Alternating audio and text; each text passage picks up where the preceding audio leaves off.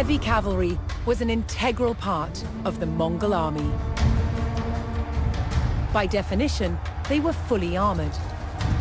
Heavy cavalrymen were troops who went into the thick of the fighting.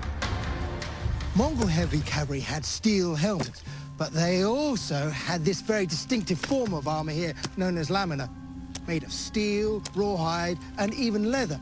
Now, in this example, you can see how the individual scales have been laced together, often with doe skin. Rows of lamellae, which in turn was then sewn into fabric or leather backing. Lamina armor is wonderfully robust. It's flexible, relatively lightweight, and easy to repair. The Mongol heavy cavalryman, in his characteristic lamellar armor, was the hammer in the Mongol war machine.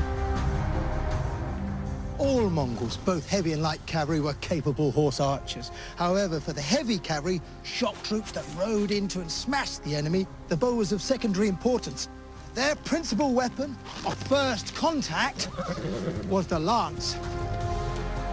Using the momentum of the horse, the lance was mostly used point first, to strike and pierce a foe. It could be used with great precision. Strikes with the point were effective, but the Mongol lance had an additional feature. Not only did you have the spearhead for running into and through the enemy, but you also had this hook to haul them from the saddle. It took considerable strength to pull a man from his horse.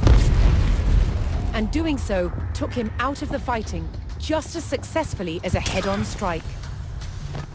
In hand-to-hand combat, the Mongols used the sword to slice their way to victory.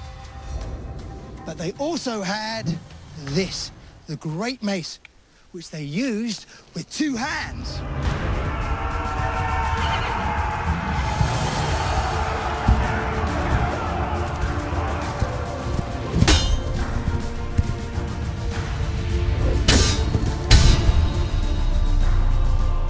Mongol armies were famous for their ability to move fast and strike with surprise.